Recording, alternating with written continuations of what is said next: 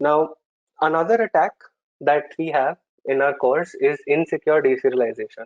And if you know, nowadays deserialization have been widely recognized and it has even made its way into the OWASP top 10 as well, right? We are going to be talking about .NET deserialization, but before doing that, let's understand what serialization is, right? So serialization is nothing but conversion of data from one form into another.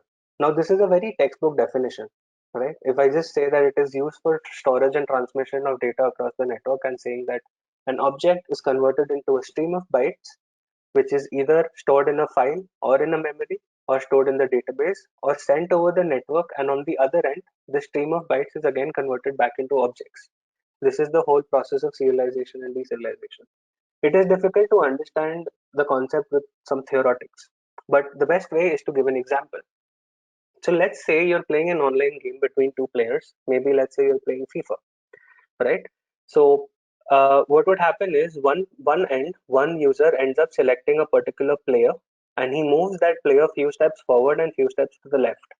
So these three objects, the first object selection of a player, the second object moving him few steps forward, and the third object few steps to the left, are converted into a stream of bytes and are sent over the network to the other end or to the other competitor that you're playing with. And on his system, when this thing deserializes, it first deserializes the first stream of byte, that is selection of the user, selection of the player, then moving that player few steps forward and then moving that player few steps to the left. So this is the whole flow how serialization and deserialization happens. And if you see, it is very fast, right?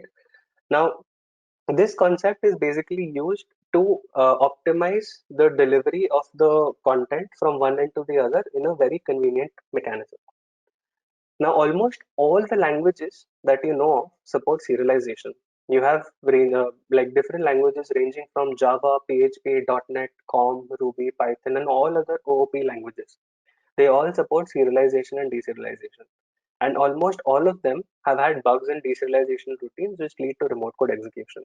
And in our course, we also have made sure that we have labs around most of the serialization concepts. So we have labs for Java serialization, three different types of Java serialization. So you have binary, you have XML, you have JSON, then you have PHP object injection, .NET serialization using three different concepts, followed by Python serialization, etc.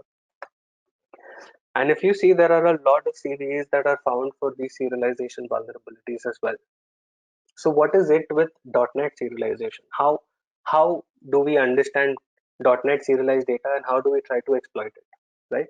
So let's not waste time. Let's jump into it. So the .NET framework has multiple types of serialization. It has binary serialization, which is also called as runtime serialization, followed by XML and SOAP serialization and data contract serialization. What we are going to talk about in this webinar is binary serialization. So what exactly is binary serialization? Now, binary serialization in .NET framework, there is a class called as binary formatter that supports this serialization mechanism, and it is fast and lightweight. Now, what this does is that this class serializes and deserializes an object or the entire graph of connected objects in the binary format, or you can also create gadget chains because it serializes the entire graph of connected objects, right? And which is the particular class that is used? The class that is used is system.runtime.serialization.binary formatter, and it is made available since framework 1.0 of .NET. So here's a quick example. If you see, we've highlighted two pieces of code within our sample example. First one is binary formatter dot deserialize and a particular value that is passed to it, and the other box is binary formatter dot serialize and a value passed to it. So this is nothing but a simple deserialization and serialization example. If you look at the output on the right, the serialized data reads as double A E A double A D slash, and deserializing this particular data leads to the actual value that this is a sample data.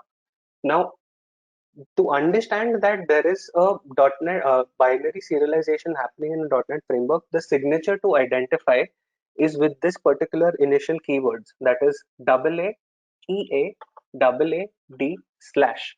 If you ever see that in an application, then it has to be 100% a binary serialized data. And you can go ahead and play with binary deserialization vulnerabilities, right? So how do we test for the serialization vulnerability in .NET? If you all know that there is a very famous utility for Java serialization vulnerabilities called as bisoserial.jar. However, for .NET also, there is another utility called as bisoserial.net. And this is for all the payloads that can be used to generate for Windows system. And there are various gadget chains available within this particular utility. These utilities are basically a set of collection of different vulnerabilities found by different people over the internet and shared on a collab network. So let's go ahead and see the example. So if you see here, I go back to the admin webhacklab.com and I'll capture the request. Now, if you see, there is a cookie called as NSS temp, and if you see the initial value, it reads as AAEAAAD, which is, as I said, the signature to identify that this is a binary formatter of .NET. So we'll simply just copy this and we'll try to see what happens. All right. So let's send this to repeater. And now I will go to that utility again. So I'll go to utility.webhacklab.com and I will go to bisoserial.net. So I'll click on generate the payload and I'll simply say that it is a binary formatter and I'm using a gadget called as type confused delegate. Explaining gadgets in a webinar would be very difficult, but long story short, gadgets is basically a set of chain that allows you to inherit multiple classes till you reach a class which allows you to do remote code execution, right? So I'll simply give a PowerShell command. So I'll say that I want to execute PowerShell.exe and I want to invoke a web request. Why do I want to invoke a web request? I'll simply send a request from that vulnerable server to my machine by asking him to send me the environment variable username, right? So in PowerShell, there are environment variables. So if you see here, I'm giving /$env username. This environment variable username is nothing but the user running that particular web server. So I'll simply click on generate and I'll copy this payload that is generated. Excuse me. And I'll send it across.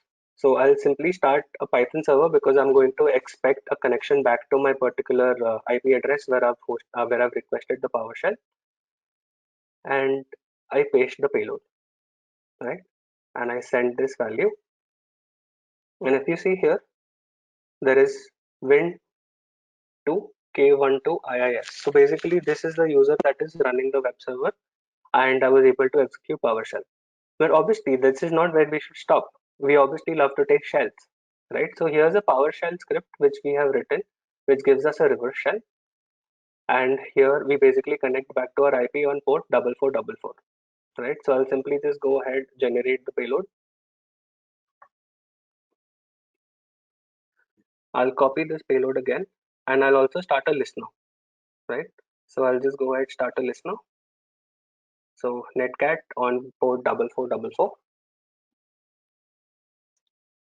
And once it is hosted, I will simply go ahead, put my payload and push it, right? So let's configure and send, right? So if everything goes correct, there we go. We have a shell, right? And I can simply run any command that I want and I can try to elevate my privileges and move on from here, right? So this is how you can attack .NET binary serialized data.